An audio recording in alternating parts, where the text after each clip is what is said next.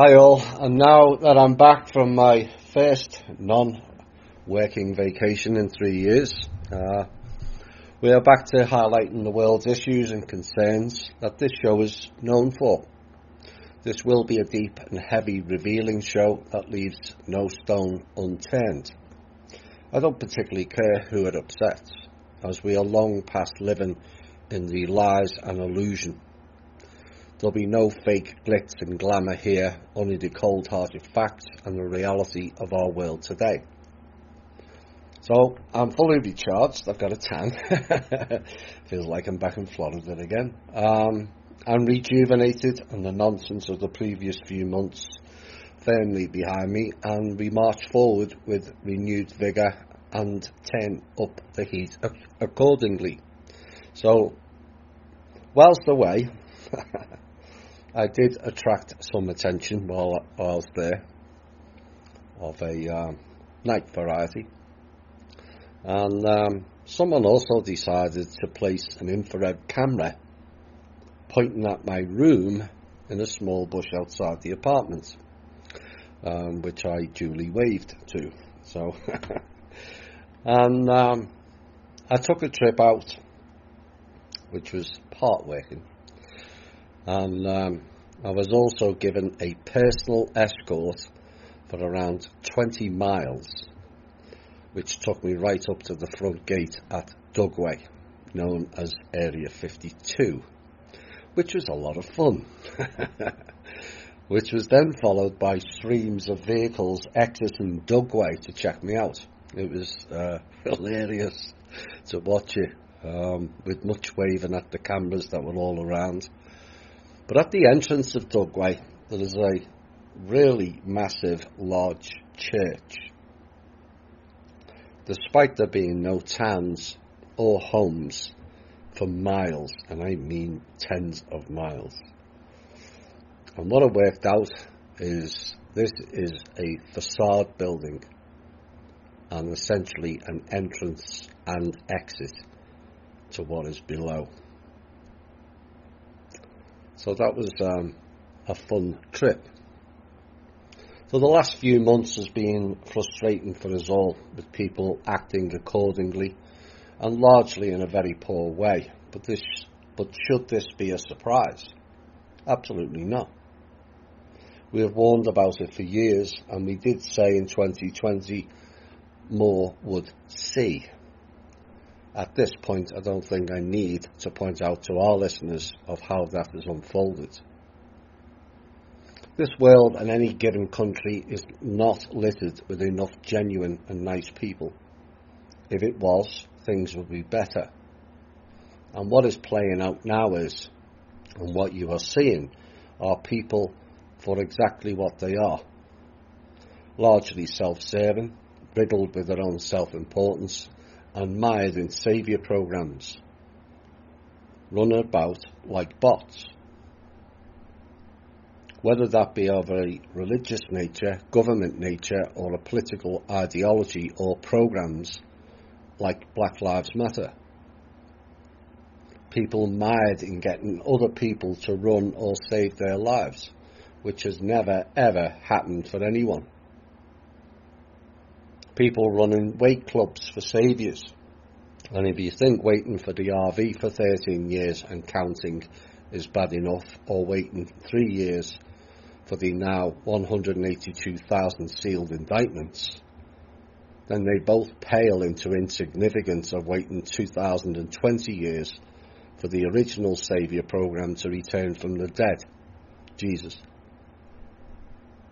A man returning from the dead after 2,000 plus years, and they call us conspiracy theorists? I mean, come on folks, let's get real here.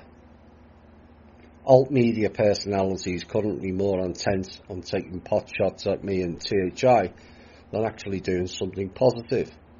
It's all playing out now, and the ugly we forecasted is about to enter a new and worsening phase. It will get worse before it gets better.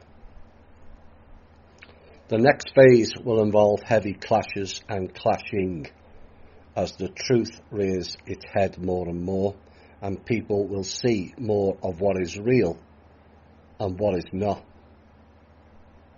People all arguing amongst each other over wearing masks or not.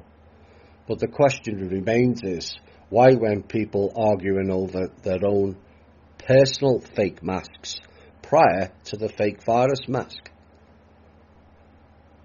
Why were people content with those fake personas?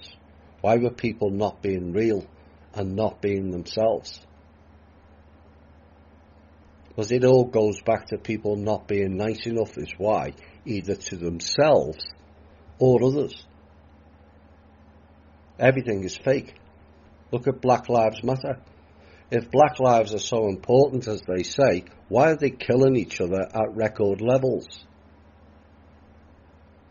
And you can burble on about police brutality, and yes, there are genuine concerns of their behaviours. But the evidence is far more about white people being killed, abused or targeted by the police, as the facts actually show. And yet there is little to no desire to correct the appalling behaviours within their own communities. Pimping their girls, poisoning their communities with drugs and operating violent gangs and culture within their ranks.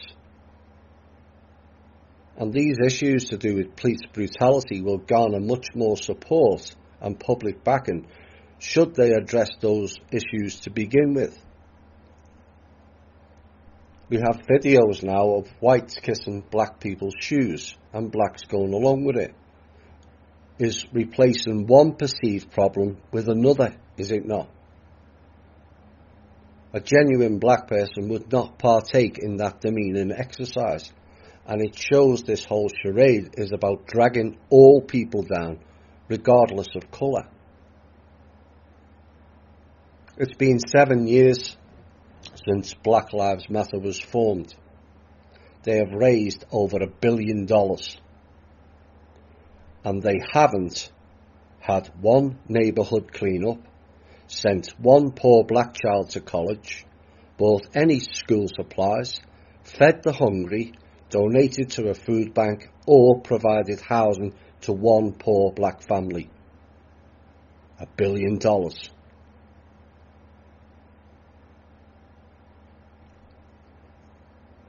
Their problem with the quote-unquote whites is a complete misrepresentation of the facts, on a par with the Irish blaming the British for their troubles. And the issues is the whites per se have been misrepresented by the Hebrew culture, who have mysteriously and deliberately been added to the white colour code, like Soros, Gates, etc. The Dutch and the British tea companies, New York, London, Berlin, Moscow, Singapore, Hong Kong, have all been run not by whites, but the Jewish Hebrew Anunnaki group, who after several inbreeding programs and intermarrying now represent themselves as white. They are not. And neither are they real Jews either. They are the sub-grey race the Vedic Rus text spoke about, and they are a blight upon humanity of all colours.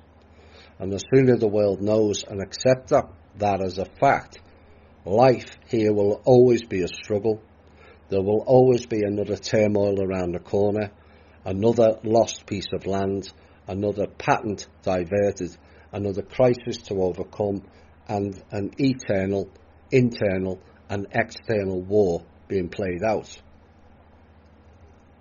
They are the harvesters of Ra, spoken about in the Lord of One series, which is not a good book for humanity, and outlines who is the harvested. It was us all along. And I guess it's time for us all to turn the page. Hi all and welcome back. A few pieces that I need to cover before we get into some news, and a very topical flavoured show tonight. and it's kind of filling out what is going on around the world. It's involving 3 or 4 topics mainly, and we're going to go deeper into it. But this, the next in our series of must listen to shows will go deeper again into another topic, and could well be seen as an addition to our From Russia with Love series, and this will go out this coming Sunday.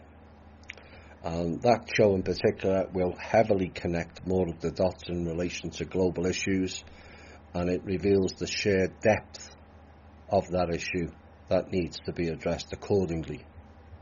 Another must listen to show will follow sometime in August, and also has the flavour of the From Russia with Love series as well.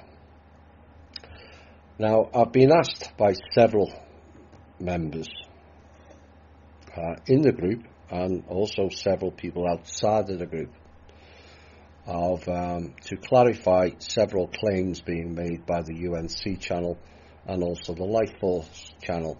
And I did prepare a piece for it, but having been led to read in the comment section on their videos, I don't feel the need to add any more, except to say the answers in response to genuine questions are really not befitting the status and title at this point, and is very disappointing to say the least. Now, I'm pleased none of our members have been challenging or abusive or abusing them on their videos, although I am aware many of you have some serious concerns as to some of the content being delivered. As always, time will tell. And as always, my door is always open, as there is a bigger picture playing out here.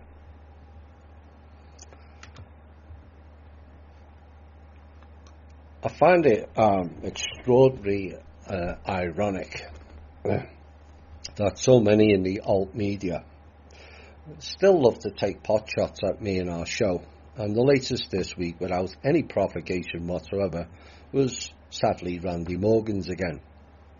Wheeled back out again this week like an alt media version of Ruth Ginsburg. But envy and bitterness are low vibrational frequencies and is not conducive to moving forward on a personal or collective level, and reaffirms the statements I made many years ago of exactly how corrupt the alt media is. And it's all very sad, but it seems those who were involved in the programs when they were younger, of which there are several in the alt media, are now being triggered again by the handlers.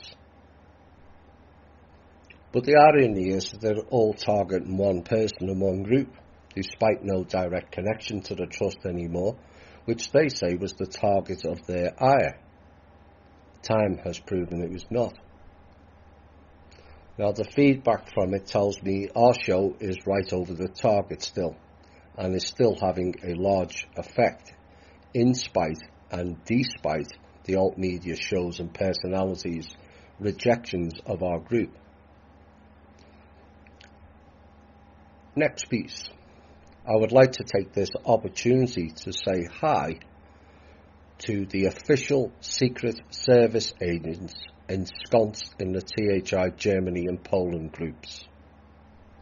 And I'm asking members in those groups to be aware of those within your midst.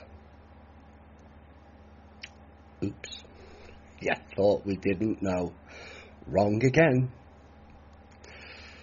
So let's get into some news. The kickback on the fake authorities issuing illegal mandates and laws is now starting to kick in, and the fight back is now starting to take shape. The Georgia Governor Brian Kemp announced on Thursday he is suing Atlanta Mayor Keisha Lance Bottoms, who obviously talks out of it, over the city's mask mandate, claiming the measures violates the emergency orders.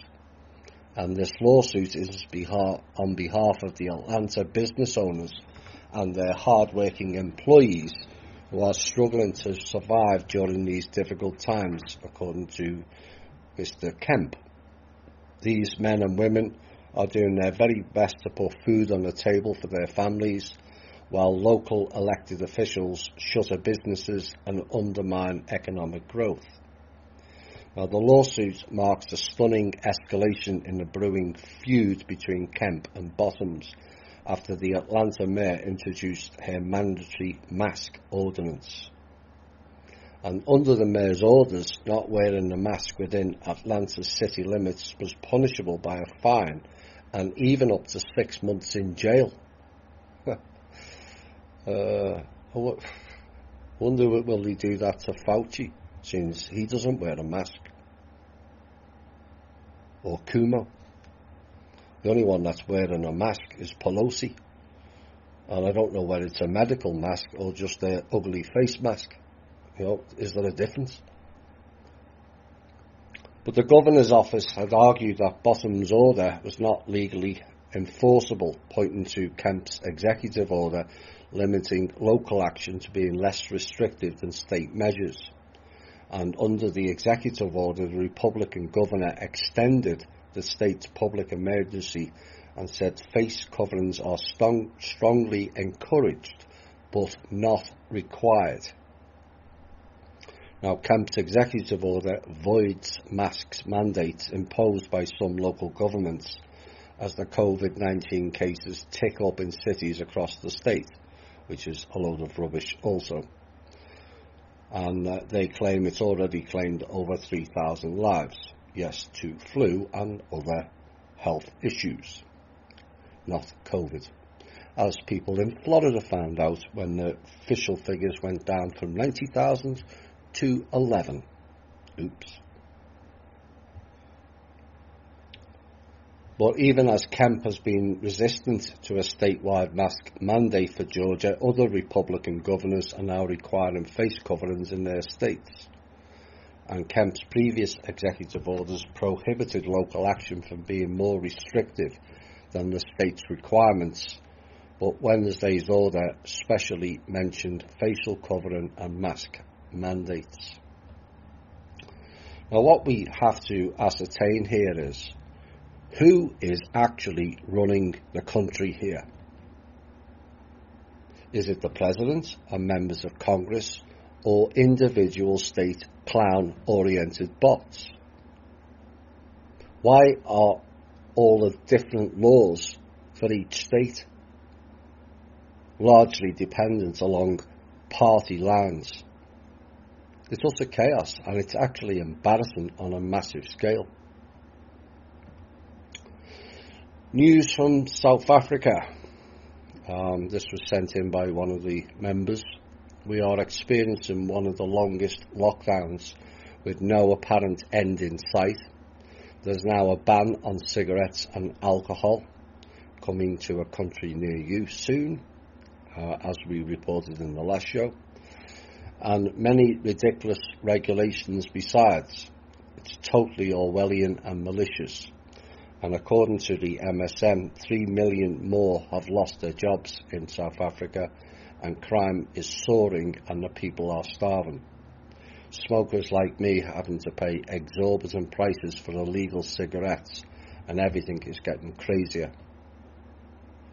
Also in Africa, I'm pleased to see that the white farmers of Zimbabwe, who were brutally slaughtered and chased off their farms, are now getting compensation for their losses, as announced this week. And next item, Jackasses of the Week Award. Despite there being several other novel attempts, it goes to the state of Virginia. Well, that state does house Langley, so should we be surprised? Not really.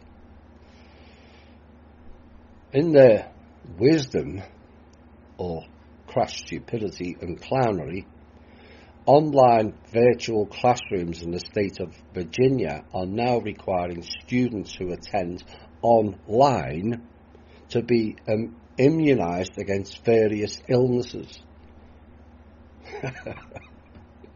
Despite the fact that the pupils will be taking classes from the comfort of their own home, in what can only be considered as a blatant push to inject poisonous toxins and metals into the bodies of the school children.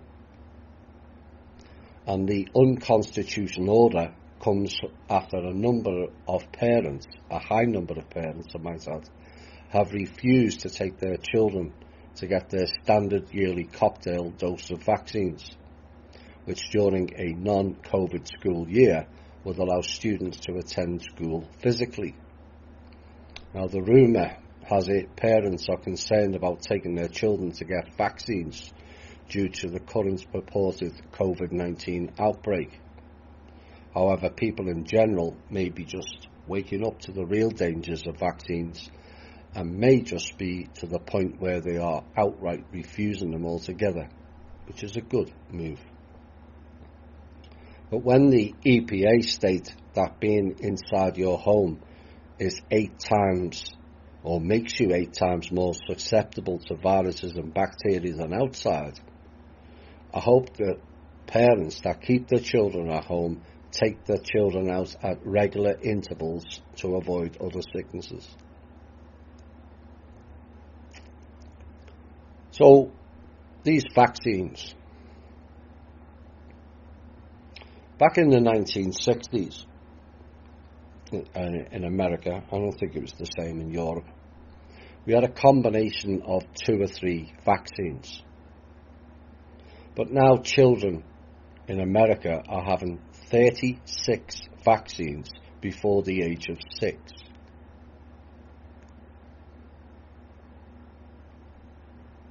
Now, if all these vaccines worked, as they stated, why are so many Western people sick? Doesn't make much sense, does it? Why, if all these vaccines and medicines work, do Americans spend over $3.5 trillion per year on that profession and medicals, which is around 18% of GDP, if it all worked? 10% of that $3.5 trillion per year is on pharma drugs alone. And with that, the average cost per head of capita spent on medical expenses per year now is at $11,300 per year. So clearly, if all these vaccines and drugs worked as they say, A, people's health would improve, it's not, and B, the cost of medical would go down, not skyrocket.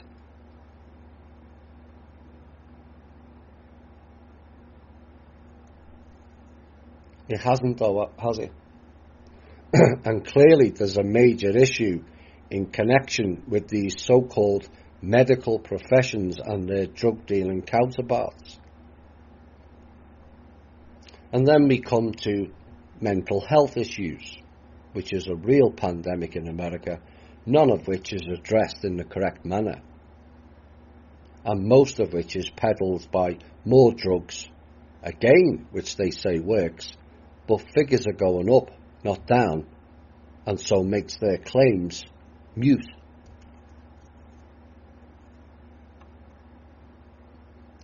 %19.1% of US adults experienced mental illness in 2018.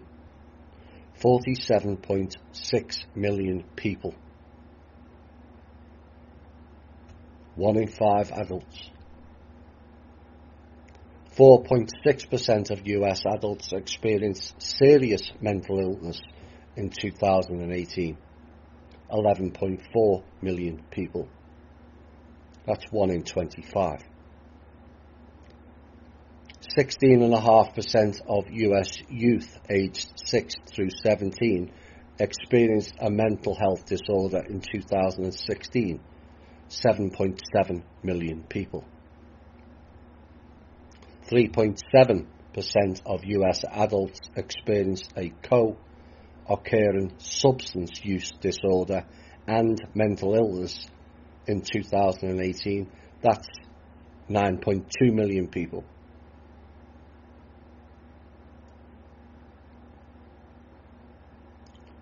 Those four totals is about 75 million.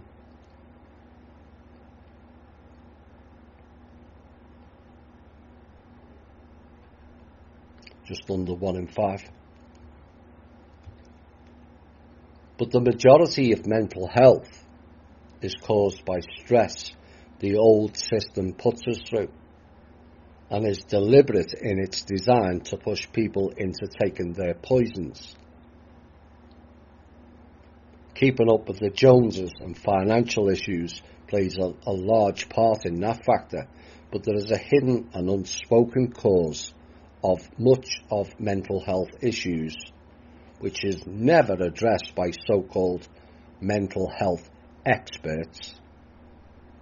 The truth be known, there are no experts in any field, least of all medical. They call it a practice for a reason.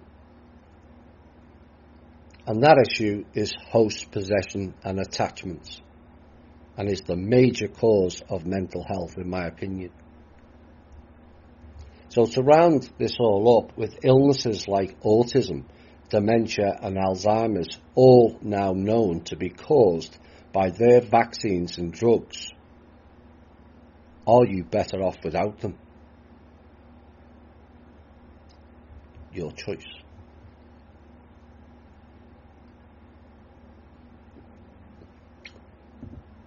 Off to Canada next.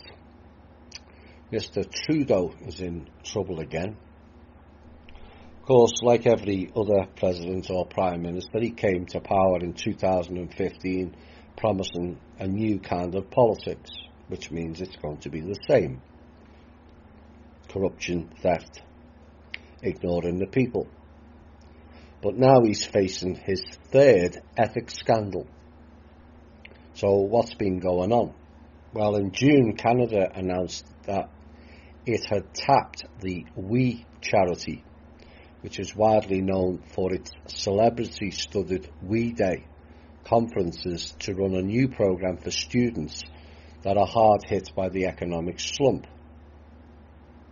So how did that decision lead to allegations of cronyism and conflicts of interest, 2 federal ethics inquiries, and a spotlight on Mr. Trudeau's family, and now calls for him to quit? So here's what's been going on in Mr. Trudeau's world. Like I said, he's now facing his third ethics investigation in just 5 years over the government's decision to award a contract of up to $43.5 million to the We charity of Canada. Now, the $680 million American dollars program was designed to connect post-secondary students to paid volunteer opportunities to make up for summer job prospects that had disappeared during the pandemic. Sounds like a scam to me, and so it is.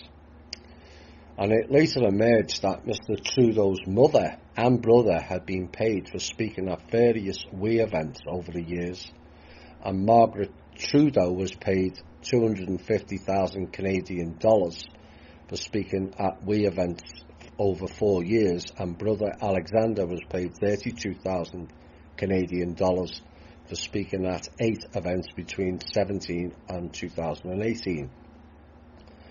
Now, Mr. Trudeau has also made regular appearances himself, and his wife, Sophie Gregoire Trudeau, hosted a wellness podcast for a charity as well.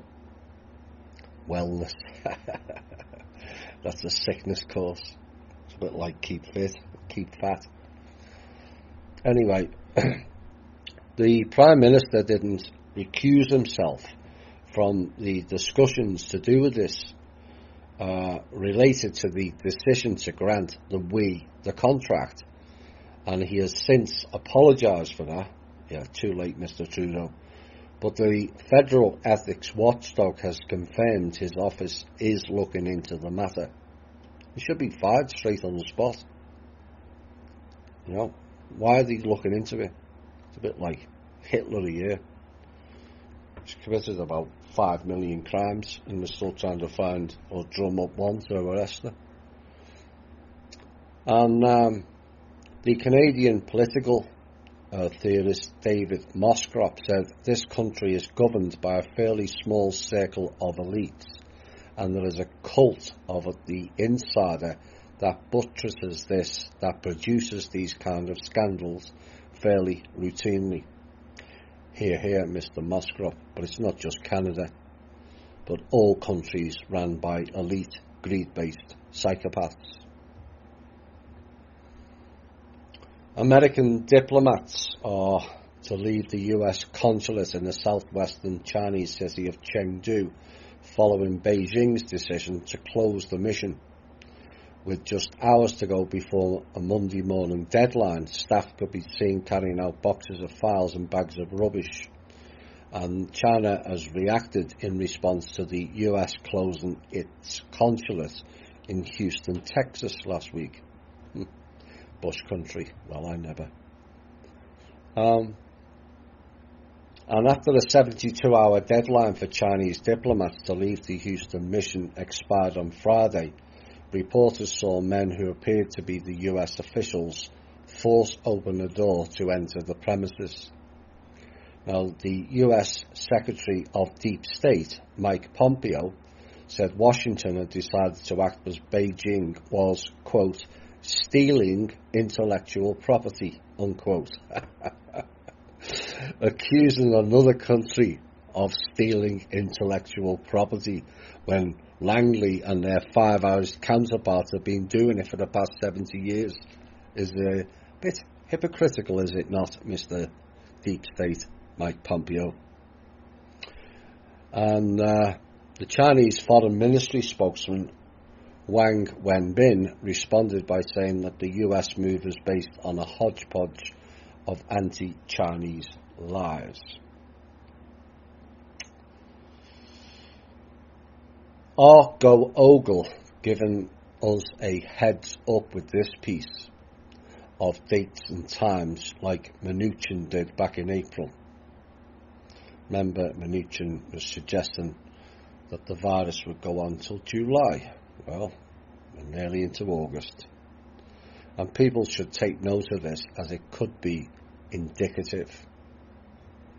Go Ogle employees can continue to work from home until July 2021, it was said this week, making it the first major tech company to extend its remote work arrangements into next summer, and what is said to be in response to the global coronavirus pandemic. And in an email to employees Monday morning, Go Ogle CEO Sundar Pichai wrote, to give employees the ability to plan ahead, we are extending our global voluntary work from home option through to the 30th of June 2021 for roles that don't need to be in the office. And the announcement extends the company's previous arrangement that workers would return to offices by January 2021. And according to the Wall Street Journal, which first reported the news, the extension will affect nearly all of the parent company Alphabet's 200,000 employees. Alphabet, of course, is Langley, including contractors and full-time workers across the company's headquarters in Mountain View, California, and major offices in the US, UK, India, Brazil, and elsewhere. Next topic we're going to cover before the music break is free speech fascists on the march. So as the fascist-style control of free speech takes yet more hammerings this week, and they're not content with blocking doctors and nurses and physicians and medical experts from speaking the truth. They this week decided to block personalities from speaking out. So Twitter had banned the US president's eldest son from tweeting this week for 12 hours, it said, and the action followed a post by Donald Trump Jr. containing a video clip discussing the benefits of hydroxychloroquine. I thought I would struggle with that. Some, including President Trump, have suggested the anti-malaria drug works as a preventative measure against the coronavirus. Now, what they're arguing is medical studies have indicated to the contrary that this works. So, which medical people do you believe? And Twitter said the post had violated its COVID-19 misinformation rules. Which panel or government or president authorised that?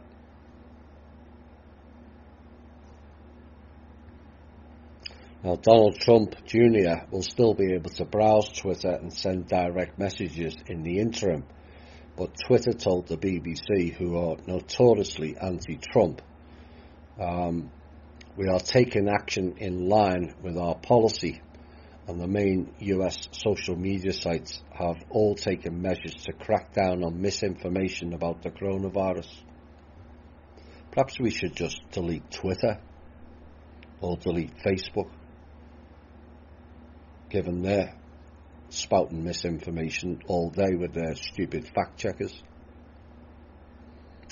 And in signs that the conflict between Trump and Twitter is not abating, the President has asked the National Telecommunications and Information Administration to file a petition to look at how social media companies moderate content.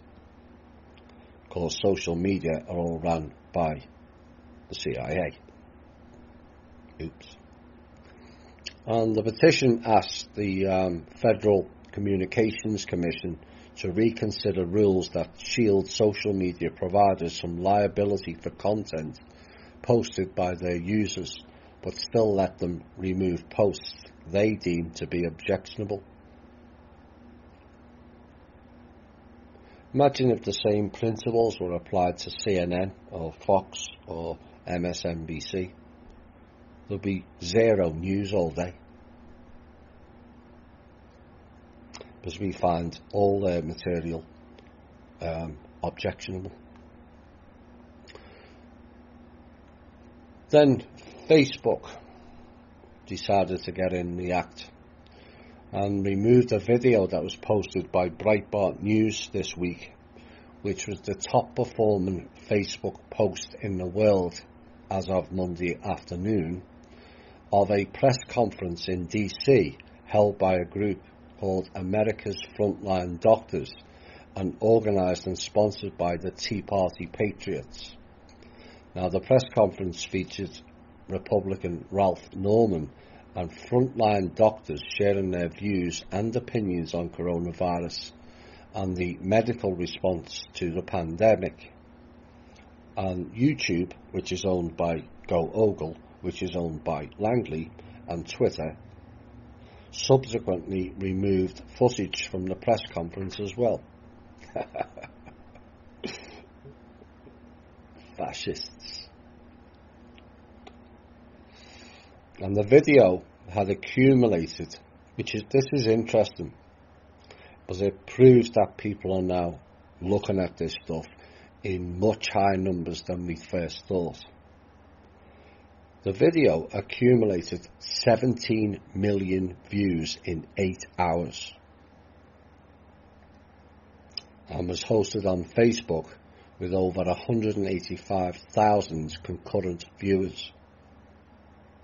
More people are waking up, folks, and this is what they don't like. Now, the event, which was hosted by America's Frontline Doctors and a group founded by Dr. Simone Gold, a board-certified physician and attorney, and was made up of medical doctors, came together to address what the group calls a massive disinformation campaign about the coronavirus.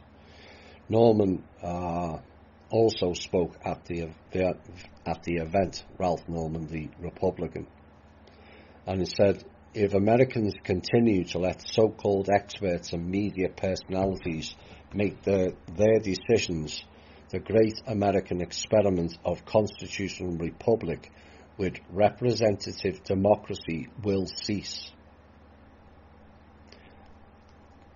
And according to Facebook and YouTube, they removed this video for sharing, quote, false information about cures and treatments for COVID-19, unquote, according to Facebook spokesman Andy Stone. Now, the company did not specify what portion of the video it ruled to be false information, who it consulted to make that ruling, and on what basis it was made. It's unreal.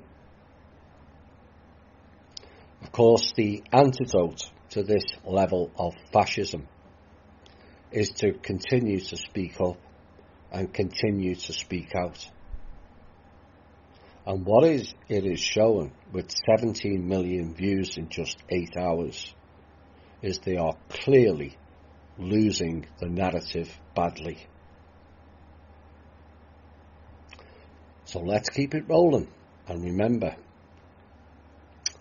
right, next part of the show and topic, we're going to be focusing on food issues. Now, given we mentioned in the last show about the Irish shortage of food, here are a few more follow-ups that will make you aware of a larger problem that I warned about last year. Now, currently in China, which is deliberate, the largest floods in the last 400 years are beginning to overwhelm China's central cities and the surrounding grain growing and agricultural zones. And at present, they are stating that 100+ million people will need to evacuate, and they are forecasting unfathomable losses of food production, and a warning that China will need to go on a buying spree unlike the world has ever seen for food imports. And they said this will start with rice coming from Asia and will move to every continent. Now, the two largest grain exporters on the planet are also looking in bad shape. Agricultural output in the Ukraine fell 19% during the first half of 2020 compared to the same period last year, and Russia hasn't fared much better either. Now, the Ukraine's Deputy Minister of Economic Development, Trade and Agriculture, Taras Vysotsky, blamed unfavourable weather conditions for the 2020's dire harvest. As a result, grain prices in the nation with big agrarian superpower ambitions are on the rise. And a record cold and rainy May in the centre and west of Ukraine, and also drought in the south, destroyed much of the grain. Added to that were the persistent June rains to the west, which seriously delayed the harvest efforts. Russia is also battling drought. Up to 60% of the harvest has been lost in the south, and prices are on the rise there too. And the Associate Professor of the Tamir Yazev Agriculture Academy, Igor Abakumov, said that the last drought was 10 years ago, and with the phenomenon occurring at intervals of 3 to 7 years, it said Russia was over the limit of favourable years. Now, currently there's no ban on the export of grain, as was the case back in 2010, but nevertheless local restrictions have been introduced in Russia. And there are mounting fears that the country will suffer a grain shortage again this year, and imports are already being arranged. Now, transcontinental Russia has been buffeted by weather extremes this year. Siberia's heatwave, which made the headlines, surprise, surprise, but what you don't know is that record cold and summer snow followed that heat in Siberia. And what they also didn't tell you, that the Russian capital suffered a record cold and wet month in April. Of course, you'll never hear that on the mainstream media, as they're only ever interested in one side of the story, that we're all going to die from global warming. And it also serves as proof of how the global warming cabal's interest in this part of the world has dissipated of late. But it's all about the cold, you see, not the heat. And could that be because Eastern Russia, and much of Europe for that matter, has been suffering anomalous cold? Or is that more indicative? And then you have had the historic cold temperatures observed in Sweden and Norway this month, which yet again surprisingly was not covered by the global media and their fear porn channels.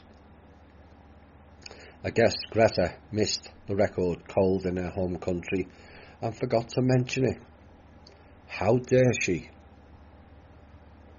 But we did warn in this show of a potential large-scale food shortages, and flooding seems to be the latest move to do so, given they flooded all of the food-growing regions of America last year. Next topic. Israel announced this week that it fired on Hezbollah militants who, quote, crept into its territory in what Israel's Prime Minister called a serious security incident. Now, the Israel Defense Forces said up to 4 militants crossed the border at the Mount Dov area and part of the Israeli-occupied Syrian Golan Heights. There's the clue in there. They said Syrian, not Israeli. And the IDF said the terrorists fled back to Lebanon after being shot at. Now, this area has been tense for many days after a Hezbollah fighter was killed in an alleged Israeli airstrike in Syria. It's not alleged at all. It took place. But predictably, Israel has neither confirmed nor denied it carried out the strike in the early hours of last Monday and had warned Hezbollah not to retaliate. So they didn't confirm they did it and didn't deny it, but they're asking them not to retaliate. Okay. I guess they're not too bright in that department either. But have you ever heard of such bullshittery to justify killing more people than that? 4 Hezbollah crossed the border, and bear in mind Hezbollah are funded by the Mossad and others, went into their territory. Hello, you've been illegally in their territory since your fake creation as a state and country since 1948. Oops. But all's not well in Israel also. Finally, and I must give massive kudos to the Israeli people, they're standing up. They're finally realising that this corrupt regime who say they're Jews when they're not, and they're fighting back. And it said hundreds of people, it was actually thousands, not hundreds, protested outside the Israeli Prime Minister's Benjamin Netanyahu's official residence in Jerusalem and in Tel Aviv on Tuesday, and pressing forward with a more than month-long campaign calling on the long-time leader to step down. Now, public discontent with the government's handling of the coronavirus outbreak and the resulting economic crisis has drawn thousands, including many young Israelis, to a twice-weekly protest demanding Netanyahu resign from office while on trial for corruption.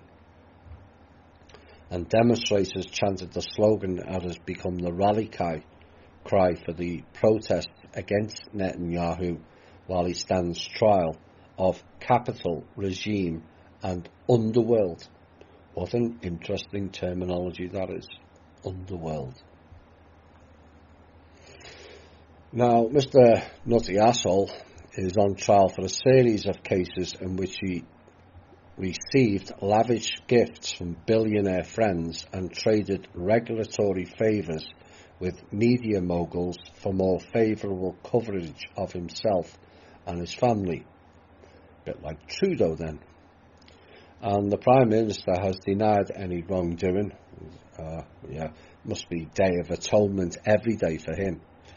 And is accusing the media, which they run, and law enforcement, which they run, of a witch hunt to oust him from office, and has refused to leave office.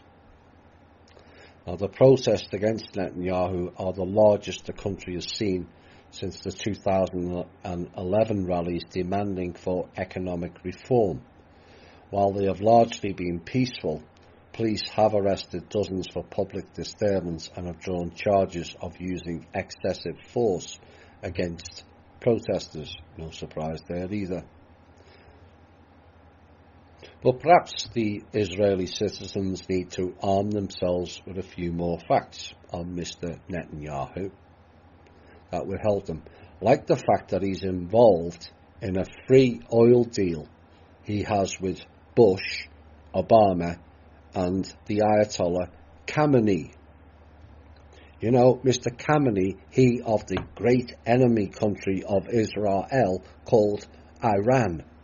Yes, Mr. Netanyahu, you're doing oil deals with Iran.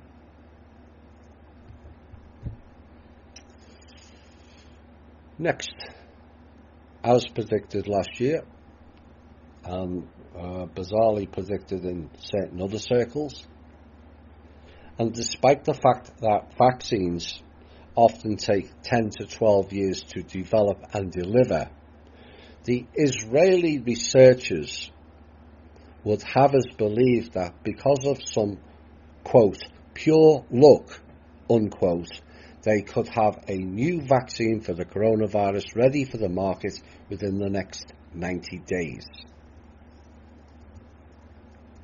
And the Israeli scientists say they are on the cusp of developing the first vaccine against the coronavirus, according to Science and Technology Minister Ophir Akunis. And they said if all goes as planned, the vaccine could be ready within a few weeks and available in 90 days.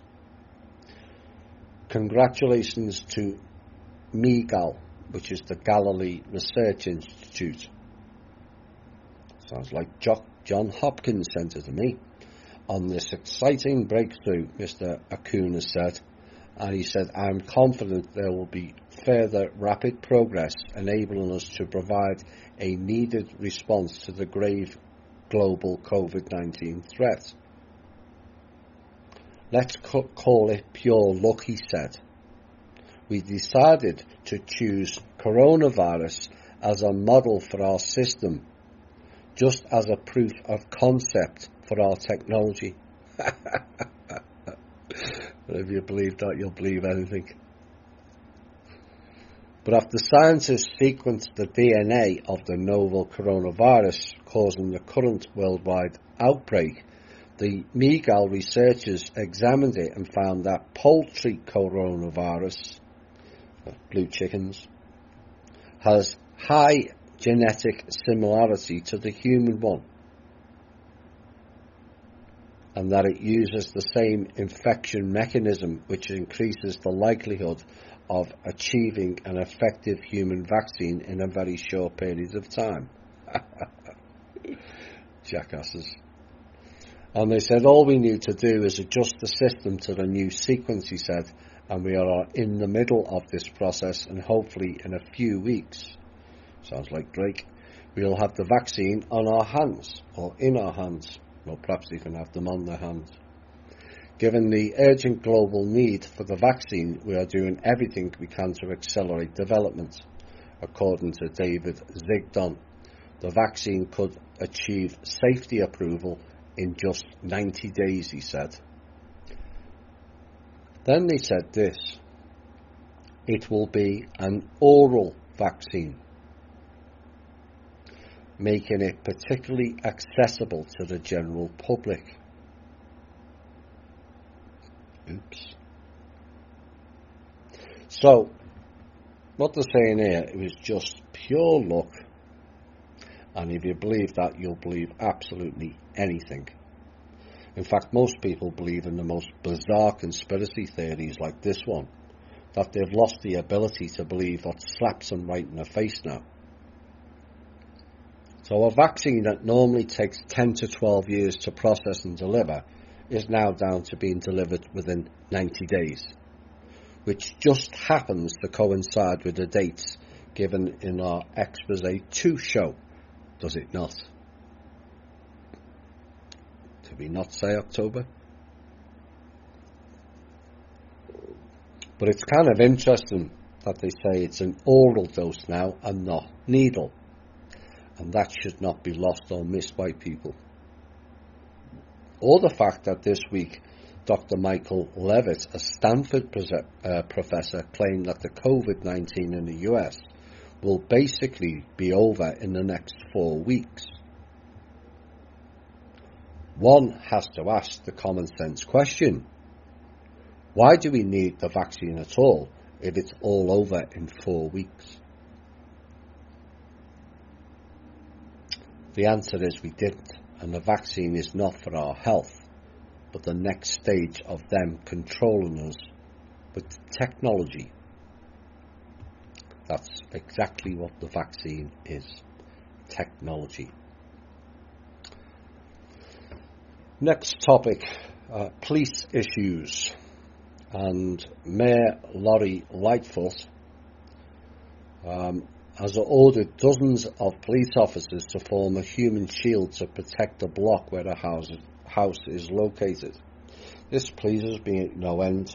Long-time listeners to our show have been hearing me saying we should stand outside their front door and not go away until they back down. You know, it applies to police brutality. Just let them know we don't want them in our communities. Newsreaders, stand outside the door. They're traitors to the people. So I'm kind of pleased that the Israeli people are standing outside nutty arseholes, and also there's protesters outside Lori Lightfoot's house as well. And all this happened at the same time that she ordered the Christopher Columbus statue in Grant Park to be destroyed in compliance with the demands of leftist mobs, whatever that means, that have been roaming around in Chicago. And there were thousands of protesters that gathered in areas that were close to where the mayor is living. And the mob of rioters was calling for radical changes like defunding the police, of which this particular Langley 3 Muslim Brotherhood agent has been going along with. But suddenly it's convenient now to have these police who she's trying to defund. And representatives from Black Lives Matter and Antifa were part of the mob, and someone posted a photo of the gathering on Twitter. Words can't express how live Chicago is right now near the mayor's block, with the hashtag Chicago protests, hashtag Logan Square lockdown, and hashtag defund CPD. And then we have this one, still on the cops. At least 100 law enforcement agencies have withdrawn agreements to send personnel to next month's Democratic National Convention, with some of them citing orders to Milwaukee's police chief to cease the use of tear gas and pepper spray during demonstrations. And the withdrawals now cast doubt on a program to bring about 1,000 police officers from outside agencies to help shore up security for the event, which is scheduled for the week of August 17th. Now, among the agencies confirmed to have withdrawn are the police departments in Fond du Lac, Franklin, Greendale and West Alice. And when asked on Monday if the agreements were collapsing, Fond du Lac Police Chief William Lamb said yes, adding that he expects other agencies from across the state to withdraw from the programme altogether. He said, "We regret having to do that." According to Mr. Lamb, who chairs the Wisconsin Police Executive Group, which consists of police chiefs from cities with populations of more than 20,000 people. And the action by Lamb and others comes as Milwaukee's Fire and Police Commission issued a directive last week to Milwaukee Police Chief Alfonso Morales to change department policy to discontinue the use of tear gas and pepper spray. And Morales spoke to several media outlets Tuesday and told at least one that more than 100 law enforcement agencies has backed out of the agreements with the city for security at the convention. Now, in a letter to the US Department of Justice sent 2 weeks ago, Milwaukee officials listed fewer than 60 partner agencies as assisting with DNC security. Let them get their own security. Remember, the security for the DNC party was the Ku Klux Klan. Oops. And if you don't believe that, go and check it up. That was the original security for the Democrat Party, the Ku Klux Klan. Police confirmed Tuesday afternoon that more than 100 law enforcement agencies are no longer assisting with the event. Now, this is nice to see the police standing up, but now they have to take the next stage and actively support the people. We're all in this together, whether they like it or we like them or not. And later in the show, there will be a warning to the police and several other departments. Next piece we're going into is finance. When the US approved more than $2.4 trillion in spending this spring to try to shield its economy from damage caused by the virus, it is said, economists warned that more would be necessary, and lawmakers in Washington have yet to act. Now, Democrats have proposed another $3 trillion in spending, and Republicans have rejected that plan and have been divided about how much more aid, if any, is warranted. Now, the fate of the unemployment benefits that Mr. Humberston and an estimated 30 million other Americans rely on is given the debate a sense of urgency. That 30 million is actually 40 plus million, not 30.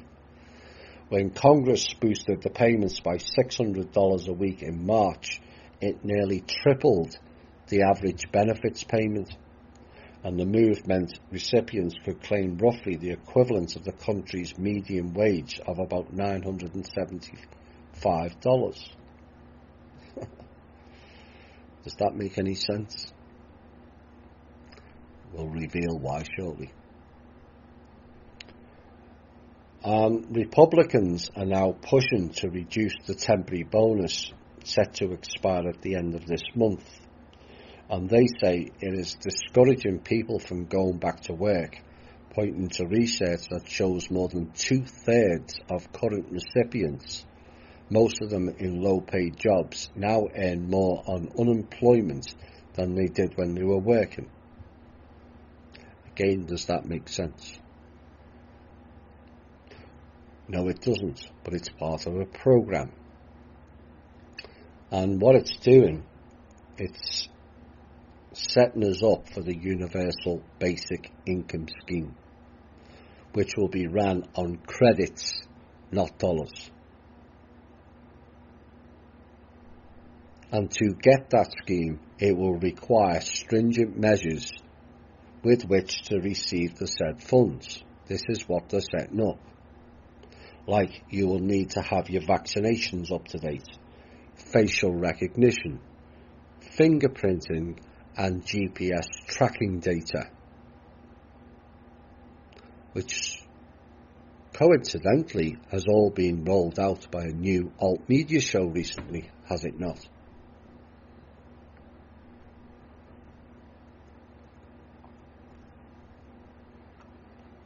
Next item. Under intense pressure, White House pressure, the Senate Republicans on Monday agreed to allocate $1.75 billion in their coronavirus relief bill towards the construction of a new DC headquarters for the FBI. Really?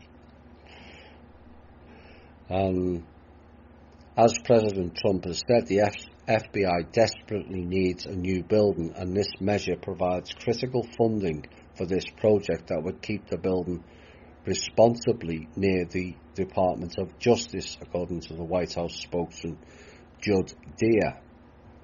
Now, Trump said at a news conference last week that a new FBI headquarters should be built downtown on the site of the crumbling J. Edgar Hoover building. And the best idea would be to build a new building, and that way you would have it for a long time, he said. Now, while there is wide agreement in both parties that the FBI needs a new headquarters, Trump's decision shortly after taking office to cancel an advanced plan to build a suburban campus and press for a new downtown location has flummoxed congressional leaders, with some Democrats accusing him of acting in his own self-interest. So it appears what they're saying is Mr. Trump is building the FBI building to prevent others challenging his Trump Hotel, which is in the region apparently.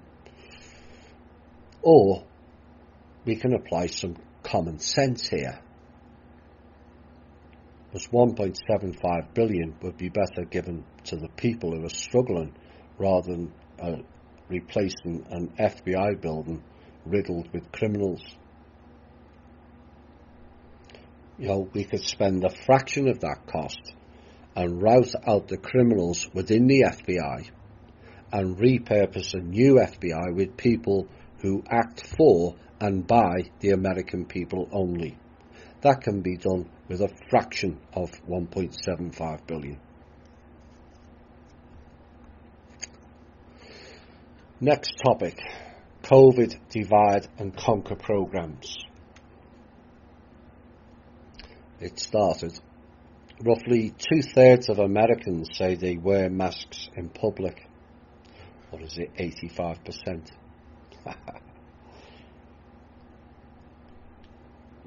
Unfortunately, that leaves, it says, a substantial portion of potential COVID-19 carriers unmasked. And coming across anyone flouting public health recommendations and putting you, your family and your community at risk triggers a number of thoughts and feelings, according to this report. And depending on the situation, your annoyance could range from a mild simmer to an all-out rolling boil. So what do you do? So what they're trying to do is to get the public to kick off on each other. First off, your indignation at that Target shopper in front of you in line without so much as a handkerchief around their neck is warranted. Wearing a mask is crucial. The medical community, including the White House health advisor Anthony Fauci, has said in many ways as possible that Americans who aren't wearing face masks are increasing the risk of spreading the virus. But if people are wearing masks, how is it spreading it? Oh, stop it. I'm talking common sense again. Right. Even symptomatic carriers of the virus may be spreading the disease, it says, and it's absolutely reckless to expose the elderly, the ones where they sent the sick to the elderly places where they all died. So now they're suddenly interested in the elderly and other at-risk groups to airborne coronavirus. And the reason for social distancing and wearing face masks in the first place. And this is what they're doing. Divide and conquer. Here's another example.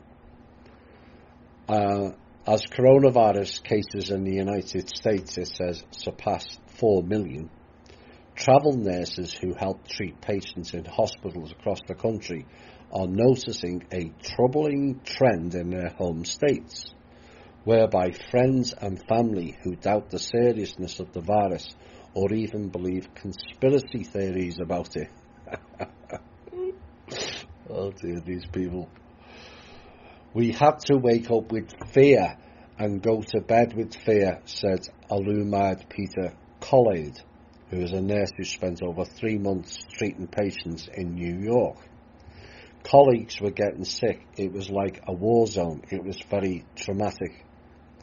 And Collade, who was born in Nigeria and grew up in California and Texas, was living in Los Angeles at the beginning of March when he couldn't escape the frightening news reports of overwhelmed hospitals in New York City. I packed my bag, didn't think about it twice, he said, only to get there and find that all the hospitals were empty, as we had on-the-ground proof of. So Collade's 21-day contract in New York City turned into a 104-day stay, and now he fears for his home state of Texas as cases continue to increase. A few of my friends that I talk to in Texas would try to tell me, oh no, this is a virus-driven agenda. This is a plandemic, not a pandemic. Collade tells Yahoo Life. It just felt like it was an insult to anybody that's putting their life at risk just to provide care for anybody out there at the hospital. You know, where did he get these people from? You know, just because their narrative is no longer working, out comes the divide and conquer tactics of guilt and shaming. And what they're doing is they're getting the people to turn nasty on each other. That's what these two reports are about. That you should get angry and you should take off on these people. They're risking your life. No, actually the ones with the masks are risking their life, as time will tell. What they're doing is getting people to turn nasty on each other, and that becomes a total distraction to their, quite frankly, ridiculous policies, banal excuses and devastated economy, and then blame it all on the people for not wearing masks. As for Mr. Collade, or is it Kool-Aid, please shut your pie hole. The people do not need to hear your stories based on agendas. Yeah. But isn't it funny they'll allow this shit to be peddled and yet ignore the plethora of other doctors and nurses calling this pandemic as fake? But what they have also set out to do is a reverse psychology program here of making out that nurses and doctors are heroes. But if they were such heroes as the mainstream media portrays, why are most of them so poorly paid? Oops. I have to be careful again. I'm talking too much common sense again. So what is behind all this medical heroes rhetoric? Well, what it is, it's another setup program for the future. So you won't question the heroes when they roll out the vaccine. And the new heroes will be told to administer them. Are you seeing the picture now? And the great question is, what about the brave hero doctors and nurses who have come out and said that this is all BS, only to be blocked and deleted off the internet by fascists? What a way to treat heroes that is. And what is happening is the doctors and nurses are being set up like the Black Lives Matter people. The system will turn on both of them over time, just as I had warned.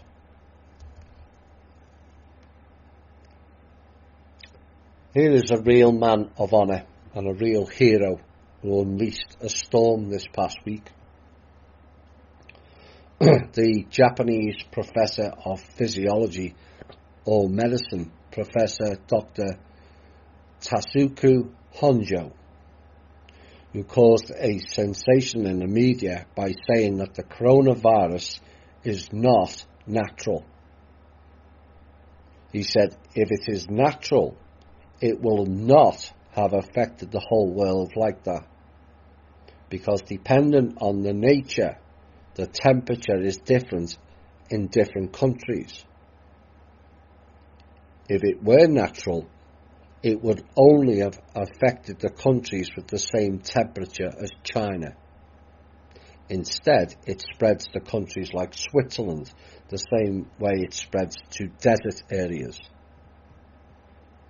Whereas if it is natural, it would have spread in cold places, but it would have died in hot places. And he said, I've done 40 years of research on animals and viruses, and this is not natural.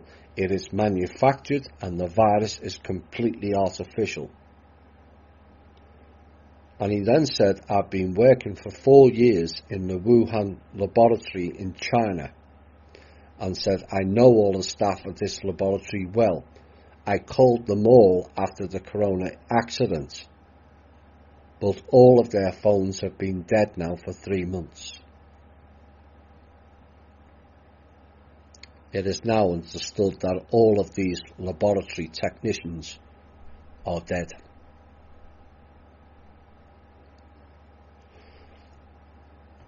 And he said, based on all of my knowledge and research to date, I can say this with 100% confidence that corona is not natural. It did not come from bats. China made it. And if what I say today turned out to be false now, or even after I die, the government can withdraw my Nobel Prize. But China is lying, and this truth will one day be revealed to all. Dr. Tasuku Honjo, Hero of the Day.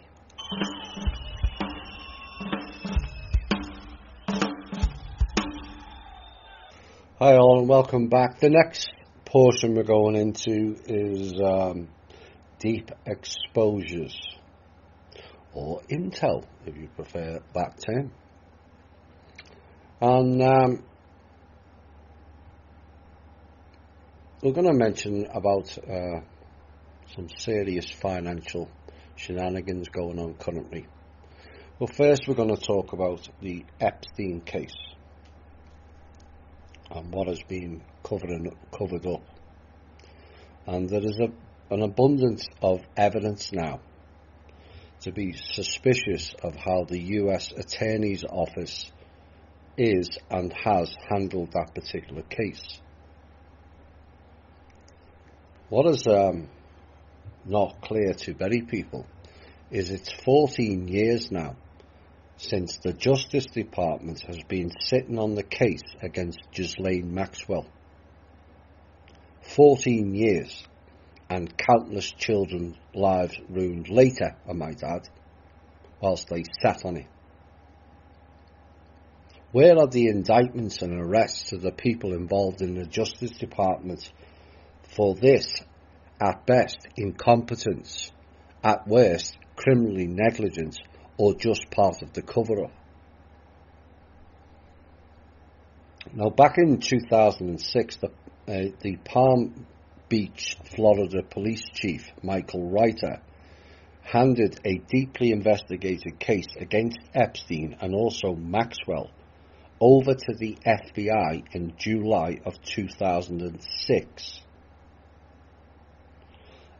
According to the reporting of Julie K. Brown of the Miami Herald in November of 2018.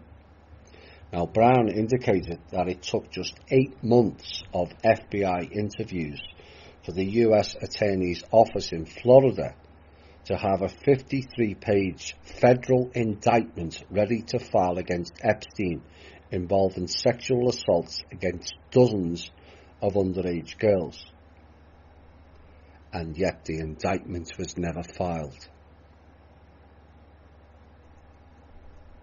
And what took place was a deal was worked out by the then US Attorney Alex Acosta and Epstein's well-connected lawyers, all born in and born to. And the federal charges were dropped against Epstein, and he was allowed to plead guilty to only Florida state charges on one count of soliciting sex from a minor and one count of soliciting sex from an adult woman. And Epstein was able to serve just 13 months in jail, while also given a work release program to sit in his well-appointed office for 12 hours a day and driven round by his chauffeured limo. Now the deal was so outrageously constructed that it even denied his victims knowledge of the terms of the deal, even to this day. Quite a cover-up. And I would expect more shenanigans with Maxwell in jail. She may actually not be in jail for what the public thinks.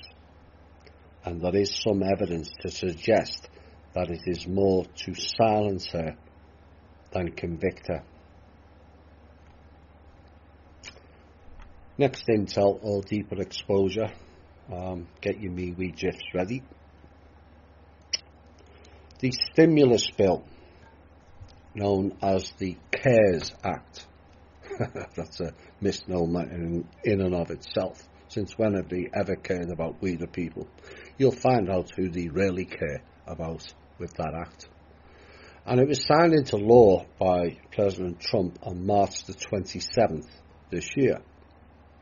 And it called for, quote, not more than the sum of $454 billion shall be available to make loans and loan guarantees to and other investments in programs or facilities established by the Board of Governors of the Federal Reserve System, and for the purpose of providing liquidity to the financial system that supports lending to eligible businesses, states or municipalities, or in other words, to clan-operated groups. In addition, it said if the Treasury had any of its $46 billion left over that Congress had allotted in the CARES Act to assist airlines or national security businesses, Langley, that has to be turned over to the Fed as well. As it all appears now to be the case, the trust funded all of this, and one has to question that decision-making process. And the CARES Act was passed almost 3 months ago at the outset of the worst economic upheaval since the Great Depression. But one would have thought that the urgency with which Congress acted to pass the legislation would have resulted in rapid deployment of the $454 billion to the Fed to help shore up the economy. But it was not to shore up the economy. It was to keep clowns running, pure and simple, as this will reveal. Now, data that was being released this week by the Federal Reserve is that the Treasury has turned over just $114 billion of the $454 billion that was allocated to the Fed by Congress. 114 out of 454 billion. And the Federal Reserve's weekly balance data sheet release, known as H4.1, showed a line item titled Treasury Contributions to Credit Facilities.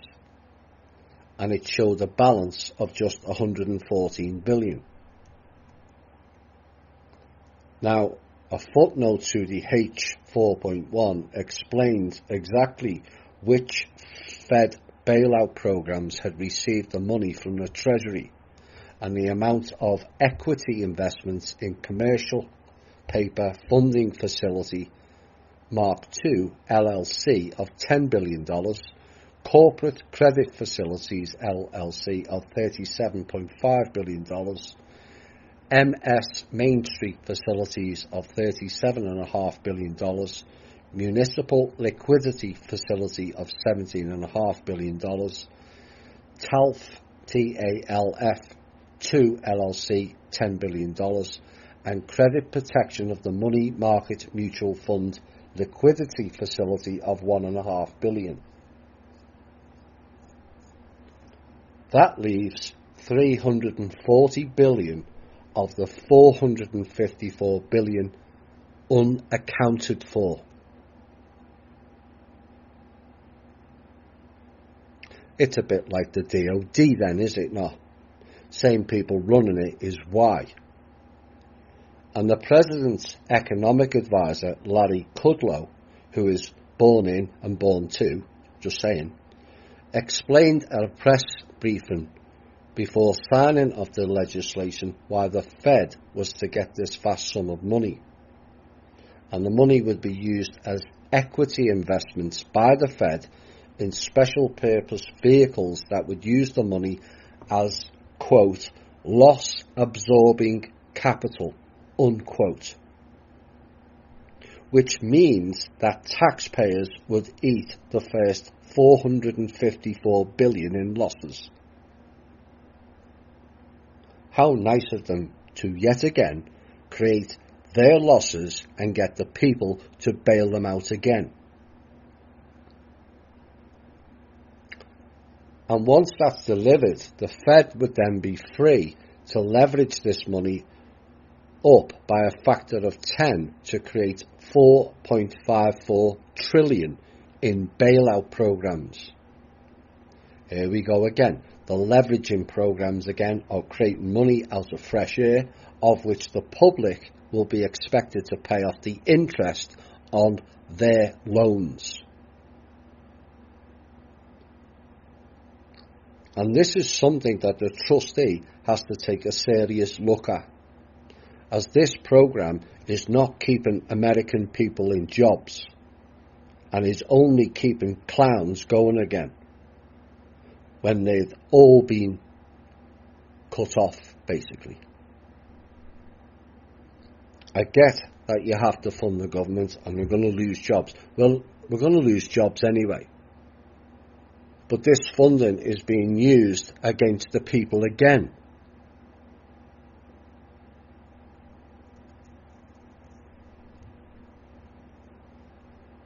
Now this next piece is related to the last piece. And this is a heads up to those who support Trump and Q, as it appears that they were supporting this takeover. But are they a part of it? Or is it simply they have a lack of knowledge that this host and the trustee has? Time will tell. It's called Going Direct. And that's the financial bailout plan designed and authored by former central bankers who are now on the payroll at BlackRock, read Blacksun, which is an investment manager of $7 trillion worth in stock and bonds. Now this plan, listen closely, was rolled out in August 2019.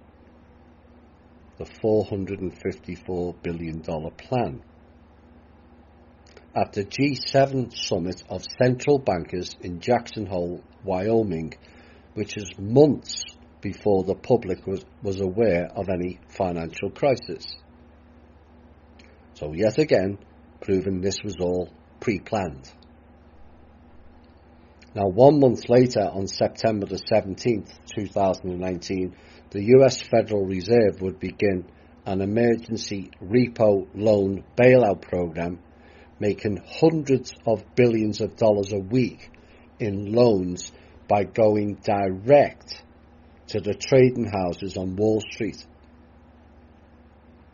And the BlackRock plan calls for blurring the lines between government fiscal policy and central bank monetary policy, and exactly what the US Treasury and the Federal Reserve are doing today in the United States.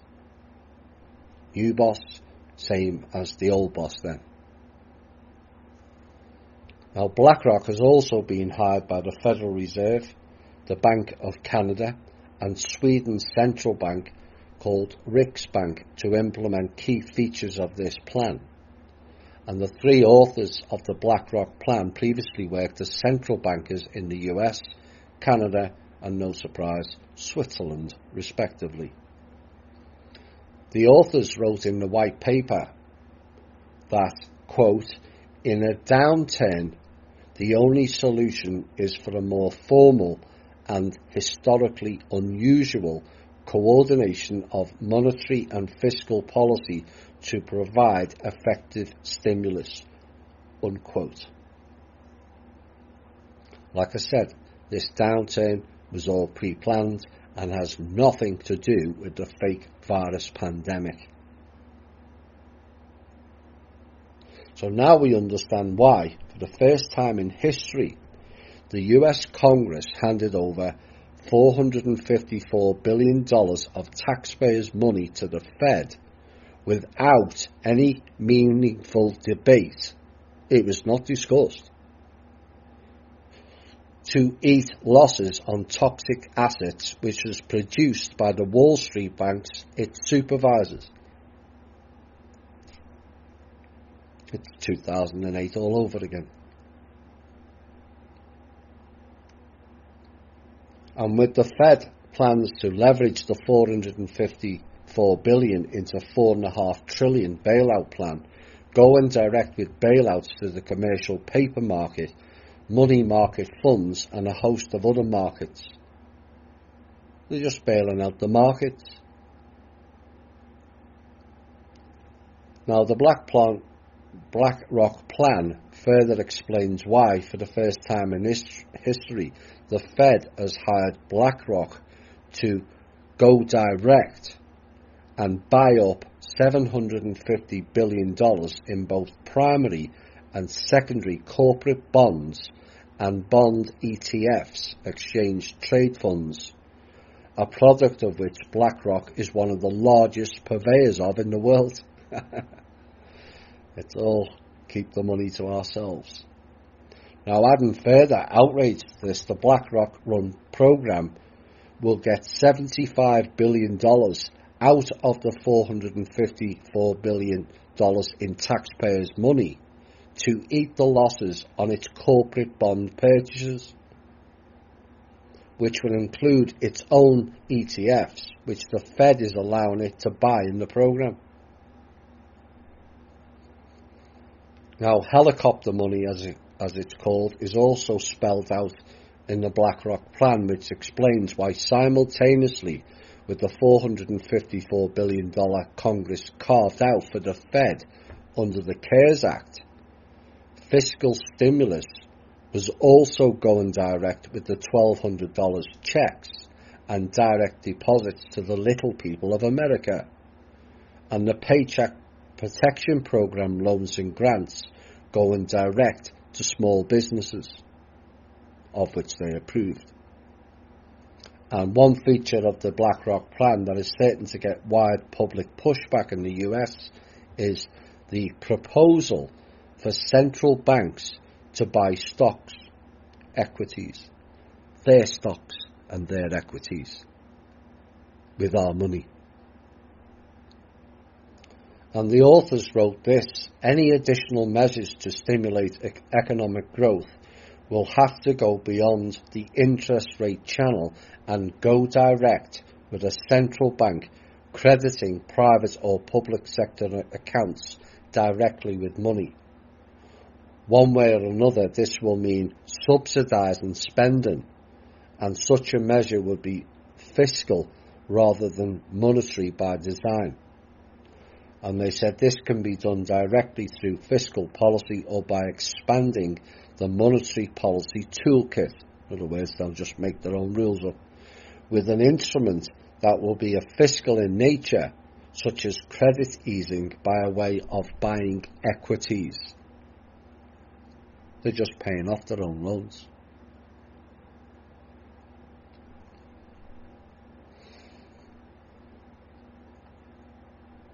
Now, in the United States, approximately 85% of the stock market is owned by the richest 10% of Americans.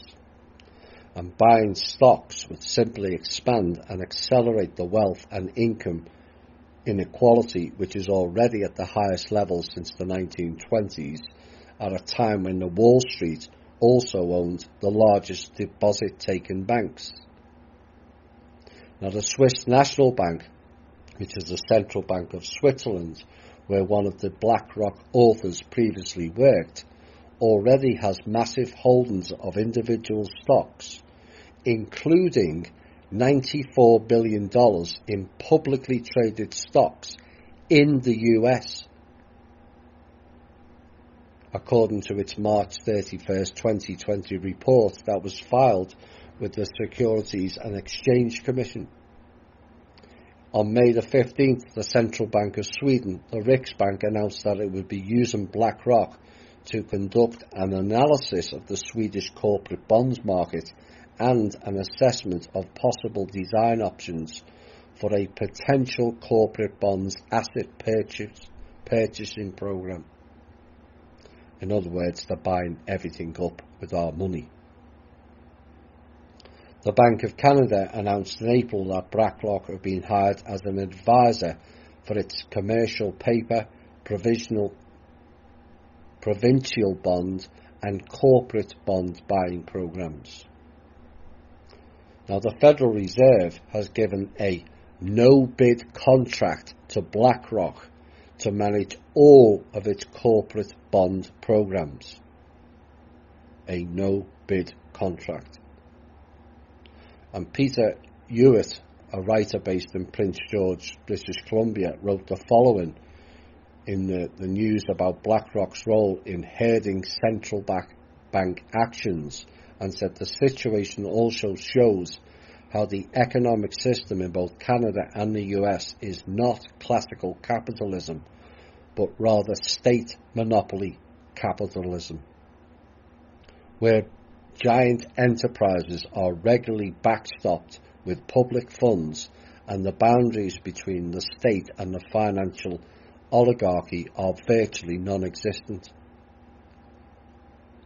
Now, in the US, 30 non-profits, including Friends of the Earth, Greenpeace, Public Citizen, Rainforest Action Network, the Sierra Club, and Take on Wall Street, have all wrote a letter to the Federal Reserve Chairman Jerome Powell regarding BlackRock's role in the bailout, and the group called out the Fed on the following: by giving BlackRock full control of this debt buyout program, the Fed is further entwining the roles of government and private actors.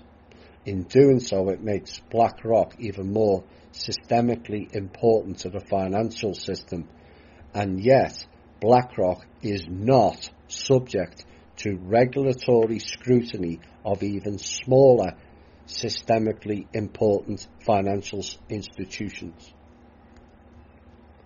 No oversight. It's funny how all these rogue groups never come under any scrutiny, isn't it? But one has to question is why Trump signed off on this, and one has to question where the money actually came from. Given what has been said in recent shows on the internet, it appears it came from the trust. I would happily apologise if that is wrong, but it's not. The groups also assailed the Fed for its no-strings-attached oversight of how BlackRock was spending the money, writing, as far as is known publicly, there are no conditions or restrictions on what debt is purchased or what companies must do to qualify for debt purchases outside of their credit rating. And what it said was this could mean that those companies could engage in stock buybacks or providing enormous CEO compensation packages, despite these practices exacerbating imbalances in the corporate balance sheets and being a significant reason why these companies are so susceptible to the current crisis. In other words, they are harvesting everything again into smaller circles, just as we warned about in the Clowns in Panic show. And what it also said, this also means that industries that actively harm the climate and by extension the financial system could get unconditional support. More money to Al Gore and his goons then. Now, BlackRock is not only a major marketer of corporate bond products, its iShares brand includes a giant roster of stock-based ETFs, and the chairman and CEO of BlackRock is Lawrence Fink, also born in and born to, just saying. Now, the media reported last July that Fink was lecturing the European Central Bank that it will need to purchase equities to stimulate Europe's economy, and that leaders should find ways to have investors embrace an equity culture there. So in other words, last July this was all planned, long before the virus started. An equity culture is a fancy term for harvesting everything and everyone. And I have to ask the question, and a message to the trustee when delivering funds to these people is, what about us? Hi all, and welcome back to the final portion of tonight's show. That last comment or last piece was not a direct attack or personal attack, but it's it may get perceived that way, and I don't particularly care because things need to be addressed. But it was not a personal attack, but certainly there's been a lot being said, but there's also a lot that hasn't been said. And it's things like that need to be addressed publicly.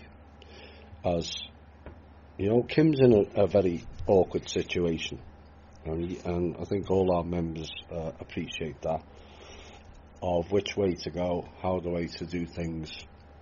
And there's a lot of clownery and skullduggery, and a lot of people who are just there for show me the money. I guess we all know who that is. But as the guardian of the trust, you have to be accountable for where that money is going. Otherwise, you end up personally taking all the flack. And this is the difficulty she has when there's only one person to bounce off. You know, and that's why I played that second song. My door is always open for the work, because there's a far bigger picture here that is playing out, and making mistakes of that level is not acceptable. Maybe she was threatened into it, who knows? But every single cent that comes out of that trust has to be accounted for, and has to be double and triplicate sure that it's not going to keep the clowns going. Those clowns are on the end. We don't need to be giving them money to keep them going for a further few months until they come up with another shitty scheme and push their cryptos out. It's a difficult position. I appreciate the position she's in, but she's not helping herself by isolating herself from everybody. And I'm not too sure she's fully grasped the position she's in. I understand it. You know, she said in the past that she would get all the money out to the projects, and she's tried real hard with that. We both have. Her far more than me on that level. And done everything, and it's block, block, block. But at some point, you have to cut off giving any funds out from the trust until the people's money and her money comes first. And this is what I was asking for near 18 months ago. These promises of 2% is becoming almost as legendary as the RV happening tomorrow. No, 2% up front, then you give the trust funds out. Not the other way round. That has to stop, because that's all that's happening. 454 billion has just gone into the Fed and the Black Sun for them to harvest all the ruddy equities and bonds and companies and debt and pass it back over to the people. That's a massive oversight. And it needs to be addressed. And like I said, it's not a personal attack. It's a business and trust-related issue. That is the important difference.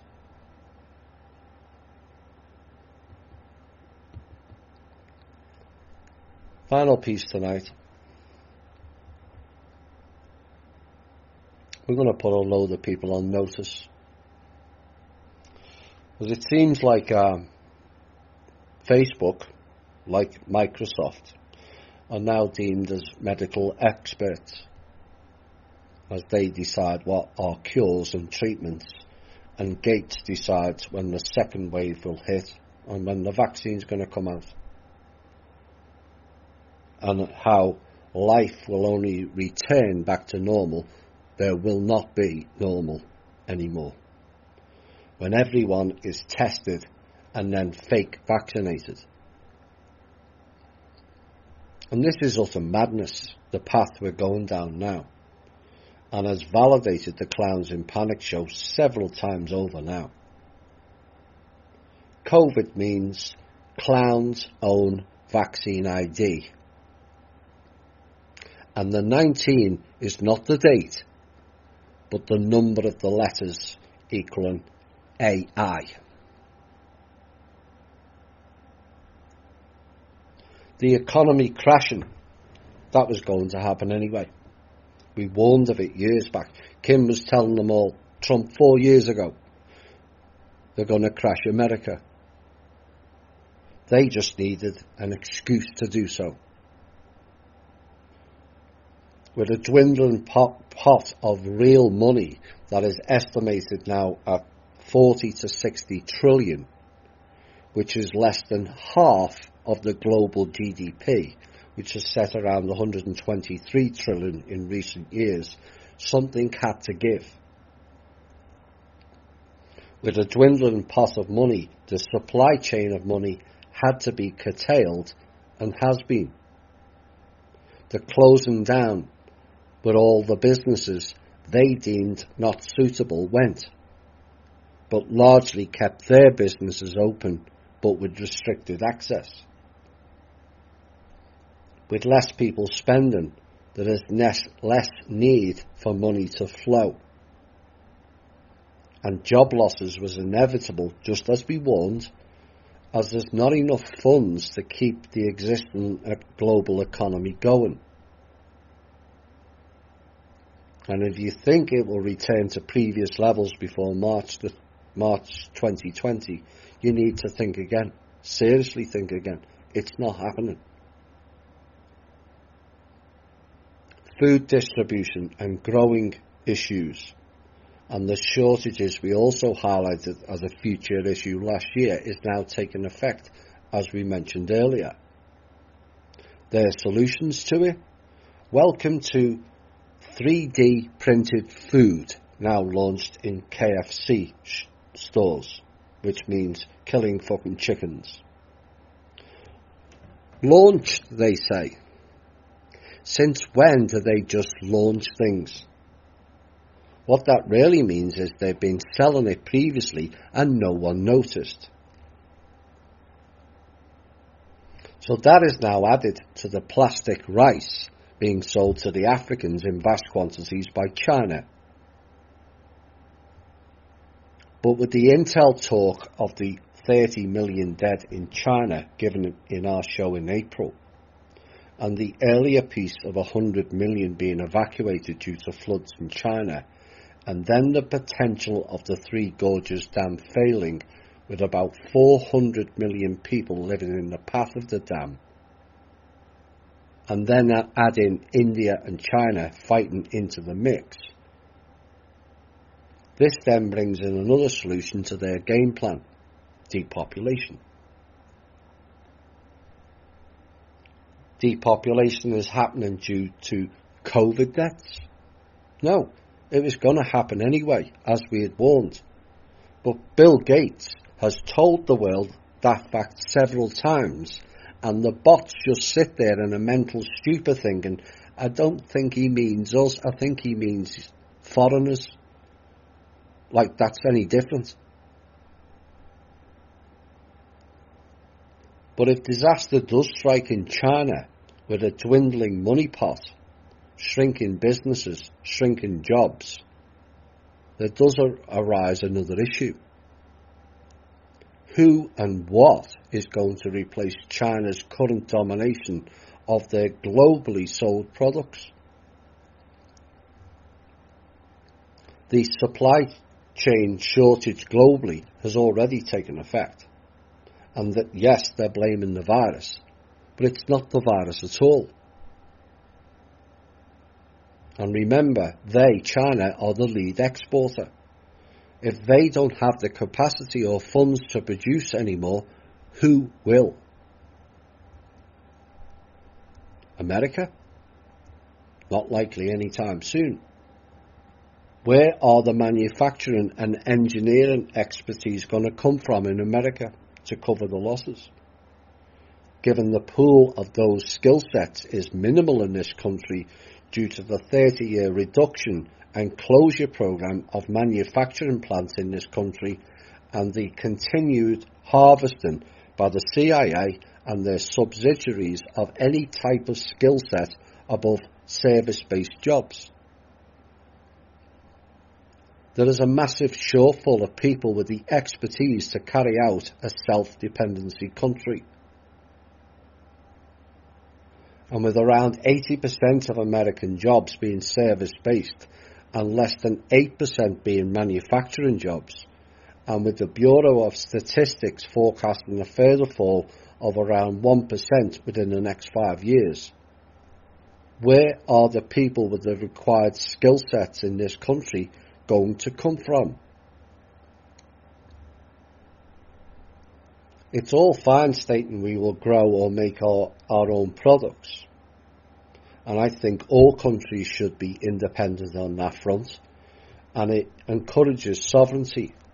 But with a populace of low skill sets, we will have the demand, but not the numbers required to carry that supply and demand out. Everyone growing or making their own products would be a great thing, as it would end the dependency on and to the so-called richer countries, along with the various bogus trade deals that operate globally, which would cease, all of which were designed to harvest off each product and country largely at the behest of the UN, Rothschilds, Dragons Groups, Black Sun and their subsidiaries. So with only 40 to 60 trillion of money flowing globally and the clowns intent on blocking the trust funds to the people because they don't and can't control it, we are facing the prospect of only a third of businesses and a third of jobs operating globally still operating. That's the harsh facts. And our biggest issue we face is the supply of food, with already 3 billion facing food shortages and starvation. That figure will increase unless swift actions are taken by governments. And also an end to the ridiculous laws in this country where it's a felony to produce your own food in certain states, which means we always stay dependent on them. It has not worked out too well for us, has it? In fact, it hasn't worked out well at all. Now, this next section applies to the organisations in this country and the up-and-coming job reduction in this country. And this is to the organisations who still run the old order control-based system.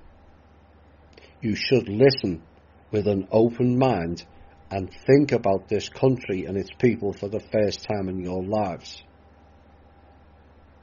To the CIA, 1 through 4, NSA, DHS, FBI, universities, research centres, military bases, mercenaries, the IRS, the Fed, government jobs and all of the military. All of you were employed to run the old control-based system, whether you realise that or not. But the old control-based system has collapsed and they are building a new, leaner and slimmer one. And you lot will not be part of it. Yes, you heard that right. You will all be drastically reduced at best or replaced totally. All of the above was largely created to run the military arm of the control system. With less funds and less need to control things now, again, something has to give. Take into account the US military budget alone is publicly just short of $1 trillion per year. And the US government is the largest employer in the world by far at 23.5 million. With a bit of common sense applied, it tells you that that system is no longer viable or affordable.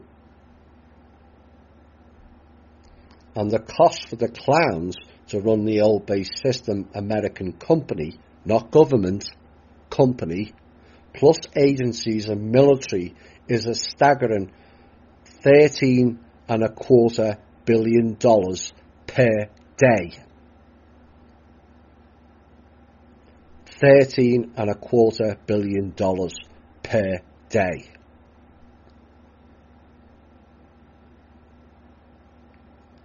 And they now can no longer afford to cover those costs.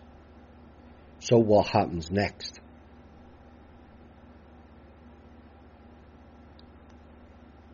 The 17 agencies based in the USA were all designed to spy on each other, as our show revealed last year. Everyone was eavesdropping on each other, all designed to keep each other in check at the behest of the controllers and also Kim's predecessor. Why do they need 17 agencies anymore? The answer is they don't. And they have made strides to replace it with a 100% public-based agency. The NATO handbook and the open source details reveals that, all set up by a CIA shell company aptly named, I might add, OSS, and ran by an alleged is there ever an alleged CIA man, Robert David Steele. And their plan is to make the public become the spies by spying on each other. It says so in their manual. And for those of you who struggle to comprehend, that means you are about to get replaced with a cheaper system using the public, chips and smartphones. The US military the DoD and Pentagon, you're next in line. You are overbloated in terms of staff and expenditures, and they've already developed your replacements. It's called NATO. In the Paris Climate Agreement, all countries who have signed up for it must give 2% of their GDP to NATO. For the Rothschilds are now building up their own private army, which is NATO, or ATOM, to be precise.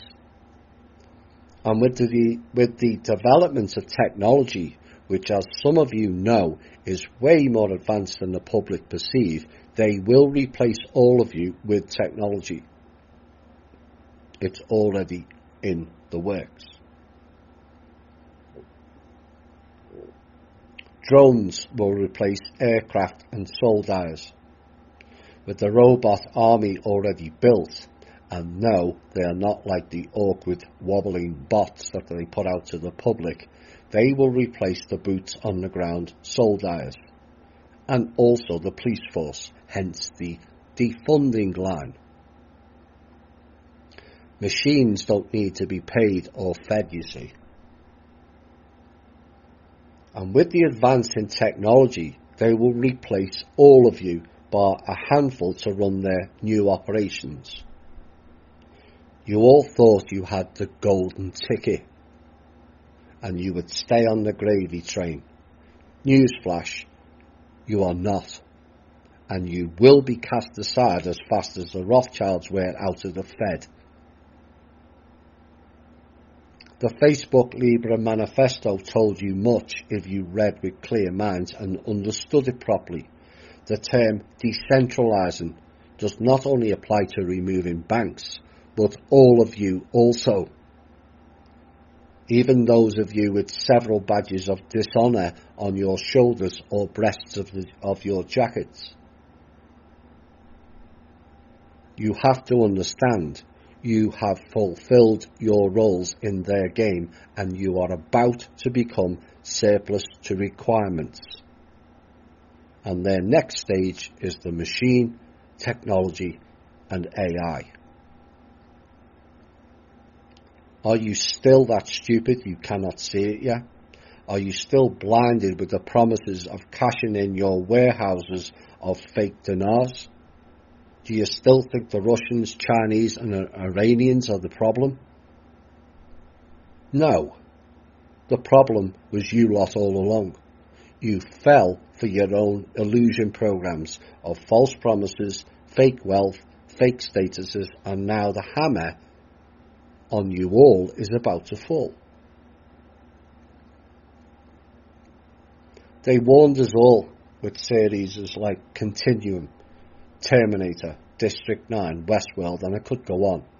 And everyone gorged on their ball games and burgers, distracted with global warming and now coronavirus. The Russians are coming to get us, whilst ignoring your own history that those same nasty Russians were the one who saved your asses twice back in the 1800 wars. They fed, clothed and armed you. I will repeat again. Technology overreach is the end of us all. No matter how many fake titles, badges or pieces of paper you have, we stand on the threshold of the greatest leap for humanity on this planet, and all it requires is for the people to see through the illusion and working together to correct it, including you, Miss Trustee. All of us together working. Technology has a role in our lives, but it must not be allowed to prevail and ultimately control our lives.